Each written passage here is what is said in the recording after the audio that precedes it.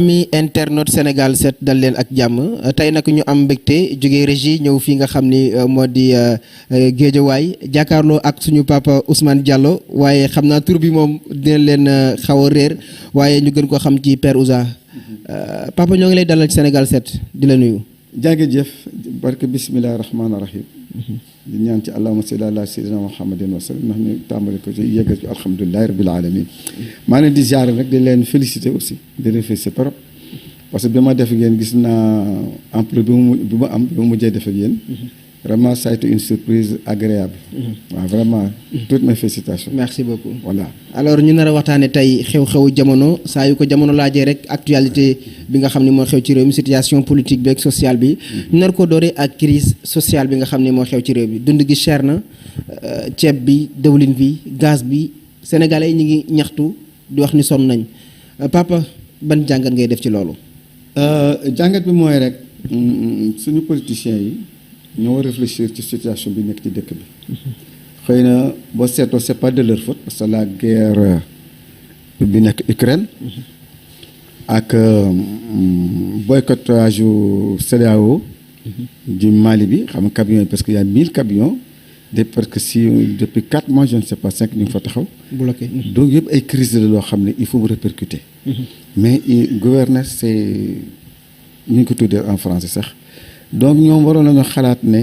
c'est prévoir. gouverner waaw prévoir voilà le mot bravo fils.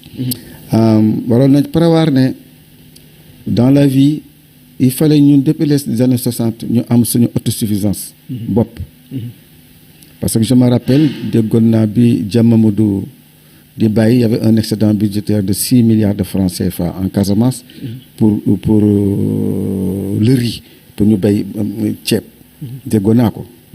amul wér donc ce qui veut que yooyu yëpp c'est des erreurs yu nekk en Afrique donc crise bi métti na xëy na yéen nga wax sax vie chère bi mais man je vise toujours sur Sen'Eau. Sen'Eau moo gën a cher sax denrée alimentaire bi parce que dama xool toujours ma wax ko Sen'Eau la ñu nekk ci à 120% la ñuy augmenter boo seetloo. boo demoon ci 40 000 yaa ngi egg si tey ci ay 120 000 kooku seen moo gën a grave. donc ce qui veut que ménage yëpp a ngi jooy. ñun borom kër yi yëpp a ngi jooy. sama doomu jigéen dafa xool ba si démb dama waa yow xanaa duñu bàyyi li yëpp nga dem Paris toog ndax affaire dafa mujj miti non c'est vrai. parce que boo xoolee yaa ngi doon jënd siwo huile. à 22 000. te yaa ngi ci 28 500. ñu naan la 30 000. barki dem je l'ai acheté à 27 500 il a fallu ñu dem ba ci banlieue ba soog ko mën a jëndi. xam nga donc ñun ñëpp on vit ça. donc il faut le président de tous les Sénégalais démocratiquement élu il faut mu remédier à cette chose. xaw ma à long terme. xaw ma lan à court terme mënu ko remédier parce que y a déjà affaire bi taxaw na. donc li may ñaan rek mu remédier ko. mu jéem a trouver d'autres solutions. ci solution sax gis nañ mu génne décaissé une enveloppe de plus de 40 milliards séddale ko des familles démunies kenn ku ne am 80 000 ndax jàpp ni est-ce que loolu solution la est-ce que bu ko defoon ci yenn taxes yi wàññi yenn taxes yi nga xam ne ñuy importé dund gi du gën a yomb. waaw xam nga mooy li ma wax toujours rek suñu président. dafa naa staff conseil bu baax la amoon man à mon avis. d'accord moi je l'aime beaucoup hein je suis pas opposant je dis précise mais il n'a pas de bon conseiller parce que fi depuis deuxième mandat bi daal gisuma conseil yoo xam ne daal vraiment dimbali nañ ko parce que xam nga ay 80 000 je me rappelle Covid bi ñu ko joxee artistes yi ñi am 120 000 xam nga amuloon non sens la woon. yaa ma dégg. parce que 80 000 léegi dootoo dara ci dëkk bi. xëy na yow sa bokk téye benn journée nga koy jeexal. am déet. donc yooyu yëpp manque de conseiller la man à mon avis. parce que peut-être mënoon na ko def subventionné ko eau bi wala subventionné ko ceeb bi wala subventionné ko diwlin bi wala subventionné ko boulanger yi. waaw parce que je m'y connais maintenant pour farine bi wàññeeku. xam nga farine bi actuellement li ñuy nekk mburu mu ngi ci 19 325. te dégg na gars yi mu ngi nar a jëm 28 000. donc yooyu ay subvention la xëy na boo ko defoon ci li ñuy lekk bu gars yi mën a wàññi à mon avis xëy na nag je suis pas un grand administrateur mais yaakaar sama xelu bu gàtt looloo gënoon 80 000.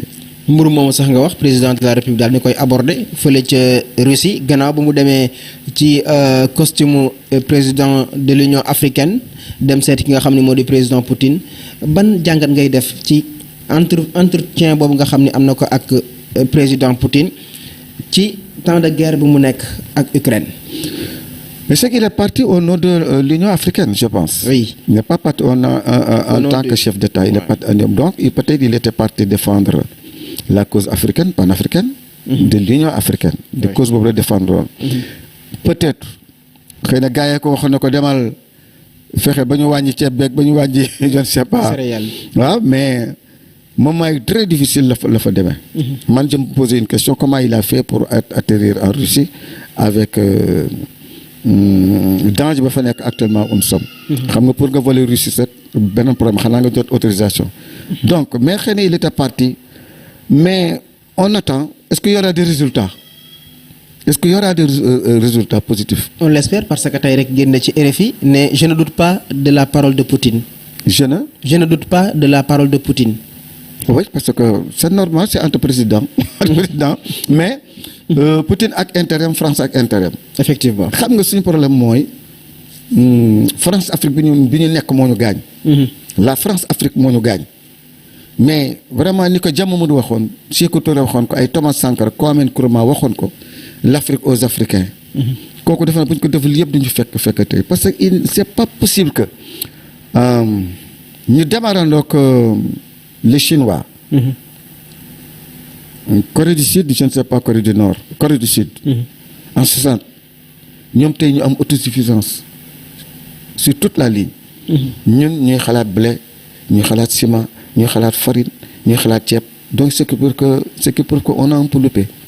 Donc ñoom les jeunes qui sont là aujourd'hui ñoo war a rectifier le tir. waaw man loolu laa gisee mais man je ne suis pas tellement optimiste par rapport à la Russie parce que gisuma depuis les indépendances dëkk boo xam Mali je me rappelle après l'éclatement du Mali il y avait la Russie à Bamako. Je me rappelle ba ma fay jaar dans les années 63 64 tege bi lay dañ jël def ci mburu mu mel ni beurre. Donc j'ai vécu cette expérience avec la Russie mais daal gëwuma ko daal. gëwuma daal pour Afrique daal di compter ci toujours ci extérieur daal man politique boobu laa bëgg daal gars yi bàyyi ko. D'accord comme ni nga ko waxee sànq mu di l'Afrique aux Africains ñu transition lay nekk ci ñun sax loolu la Ousmane Sonko di prôné est-ce que jàpp nga ni avec cette nouvelle génération bi ngay wax sànq est-ce que c'est possible avec eux? C'est possible mais c'est pas un micro-État qui fait l'Afrique aux Africains. Sékou Touré essayé na ko il avait bien réussi mais dañ ko coince donc l'idée est belle. L'idée est trop belle et man je suis en phase avec cette idéologie je précise bien sur le fond. Je suis en phase sur le fond avec cette idéologie mais pas la forme. lan moo nekk ci forme bi forme bi mooy bon mën nga woote Africa mais toujours wax yi nañ koy wodd. comprendre wax yi nañ koy wodd. xam naa loolu nag peut-être xëy na waxu jeunes yi la il faut dur et tout ça là mooy la nouvelle génération li ñu koy tuddeeti. mais ñun en tant que sage daf ñuy déranger. comprendre li ma bëgg expliquer parce que déggu nañ Sékou Touré déggu nañ Mamadou Dia déggu nañ ñooñu ñëpp jaar nañ fi ñun fekk on était très jeunes mais fekk nañ ko. Donc je suis en phase avec tous ceux qui pensent que l'Afrique aux Africains qui ont cette vision. tout nag Ousmane Sonko rek parce que y avait Ahmed Dansoko y avait tout le monde les Landing les Decroix ñu yëpp loolu lañ doon wootee.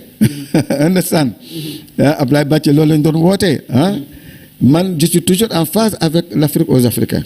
Mais nan lañ koy defee il faut divorcer avec la France-Afrique je pense que c'est la meilleure solution parce que dégg naa keroog le président nigérian wax ne duñu changer la monnaie africaine def ko éco tant que France mu ngi ko war a téye comme devise. xam nga loolu l'idée est belle c'est une idée des anglophones.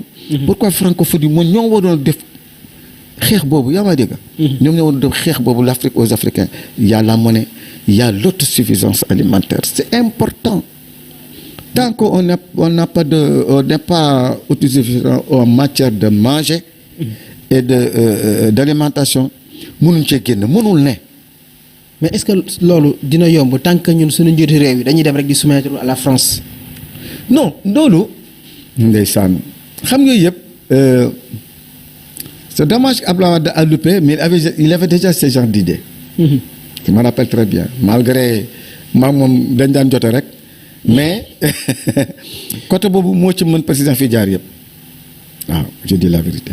li ma xam li ma gis boo xëy na ñoom ñu xam ci biir ñoo xam mais man. à mon humble avis Abdoulaye Wade moo ci tane président yi fi jaar yëpp moo ko ci tane.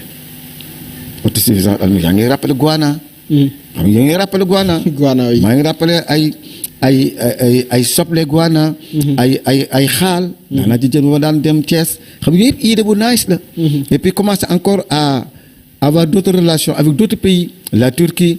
l'Iran oto iranien yi fi ñëwoon. tu vois donc moom il avait déjà une ouverture. Malheureusement il peut être doom jee ko gaañ daal mais vraiment l'idée était belle. D'accord d'accord merci beaucoup tonton l'idée est bonne mais ñu jëm ci ay élection législative muy mel ni tension bi chaque jour dañuy gis ci ay kaddu